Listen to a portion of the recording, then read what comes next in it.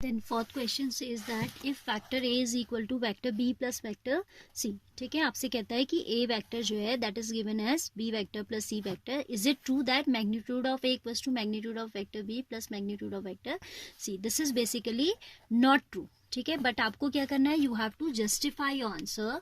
तो आप लिखेंगे इट इज नॉट ट्रू और you can say it is false, ठीक है, नॉट ट्रू लिख दीजिएगा. एंड जस्टिफिकेशन में आप लिखेंगे जैसे आपको ये कंडीशन दिया है, best is to use to apply triangle law of vector addition, ठीक है, उससे हम इजीली दिखा सकते हैं. अदरवाइज आप क्या कर सकते हो, one more way, that you are considering any three vectors in such a way that vector A is equal to vector B plus vector C, then you will have to calculate A vector's magnitude separately, B vector's magnitude separately and C vector's magnitude separately, and इस equation में रख के देखेंगे तो you will see कि that this result is coming unequal. A vector is not coming equal to vector B plus vector magnitude of vector B plus magnitude of vector C. आप ऐसे भी कर सकते हैं, but a better solution if we apply triangle law of vector addition.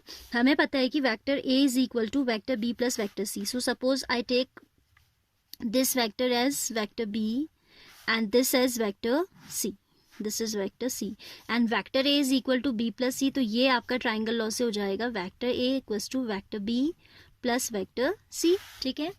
तो but अब देख रहे हैं आप triangle law, it means these vectors are framing out a triangle and if you write this one, तो उसका मतलब क्या हो गया कि आपका तो ट्राइंगल लॉ ही फेल हो गया ना. ट्राइंगल लॉ क्या कहता है कि length of sum of the lengths of any two sides should always be greater than the third side. ये आप 7th से पढ़ते आ रहे हैं, इजंट इट. तो ये एक्चुअली क्या होता है, B plus C will always be greater than vector magnitude of vector A. True result जो है वो ये होगा हमारा, ठीक है. तो आप थोड़ा थियोरेटिकल लिख देंगे, we know that sum of lengths of any two sides of a triangle is always greater than the third side. तो अब as these vectors are representing a triangle and if we write this result, the triangle law, triangular inequality कहते हैं उसको, that gets failed, ठीक है. तो आपका जो है ट्राइंगुलर इनइक्वालिटी से आप कह सकते हैं कि basic the actual result is magnitude of vector B plus magnitude of vector C is always greater than vector A, ठीक है. क्योंकि जहां आप दो साइड्स की लेंथ के सम की बात कर रहे हैं, that always will be greater than the third side, ठीक है. तो एक्चुअल रिजल्ट क्या होता है, ये होता है, और वो कह रहा है कि इक्वल होता है. It's not true. और दूसरा तरीका है कि आप अलग अलग वेक्टर्स लीजिए कि B vector plus C vector is resulting equal to A vector, फिर आप इनकी कैलकुलेशन करके दिखाइए. That way also you can go, ठीक है.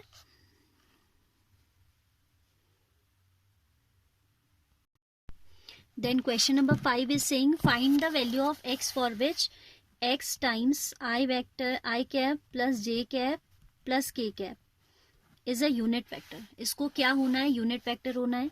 इसे आप X, if you multiply inside X I cap, you can write it as X J cap plus X K cap. Suppose we name it as R vector.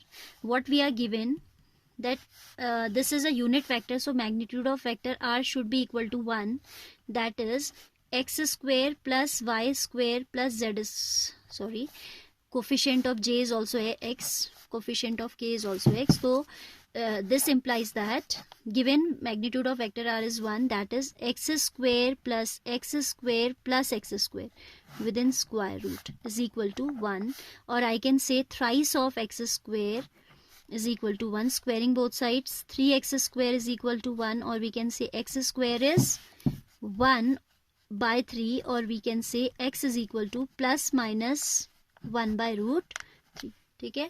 तो वो value x की, वो value जो इसे unit vector बनाएगी, कहता है find the value of x for which it is a unit vector, तो that value will be 1 by root 3. यानी कि वो वेक्टर क्या होगा, या तो होगा आपका 1 by root 3 times i plus J plus के, या इसका रिवर्स डायरेक्शन में होगा, यानी कि -1 by root 3 i plus J plus K. उन्होंने वेक्टर पूछा नहीं है, they are just asking for the value of x. तो value of x is +-1 by root 3, right.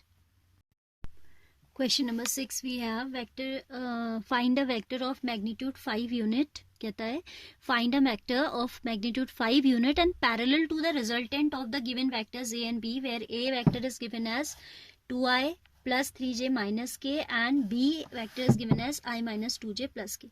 कभी भी आपको जब इन दो वेक्टर्स का रिजल्टेंट निकालना है तो you will add these two vectors. Resultant of vector a and vector b means their sum, ठीक है, तो आप लिखेंगे resultant of vector of the given vectors, और simply I can write resultant of the given vectors. ठीक है, उसको suppose मैं कह दूँ वेक्टर आर ही कह देते हैं, तो सम क्या हो जाएगा 2 + i 3i then 3 - 2 j and minus plus 1 0 हो जाएगा, तो रिजल्टेंट हो गया ये।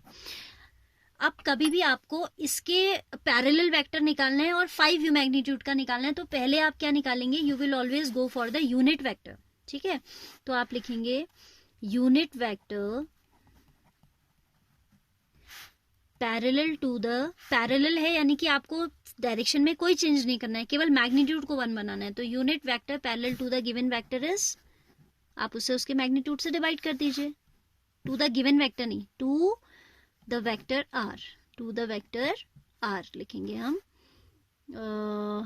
या फिर हम टू आर वेक्टर ऐसे भी लिख सकते थे। ठीक है, इसके प्लेस पे we can write like this also, तो that will be vector R divided by magnitude of vector R, that is 3i plus j to be divided by under root of 9 + 1, that is 3i plus j to be divided by √10.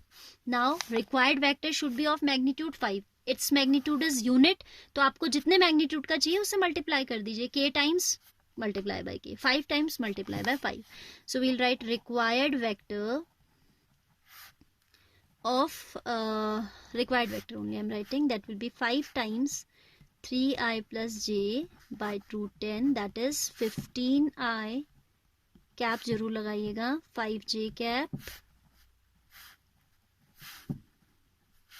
by √10. Basically this is a vector which is parallel to the resultant of given vector and its magnitude is 5 unit.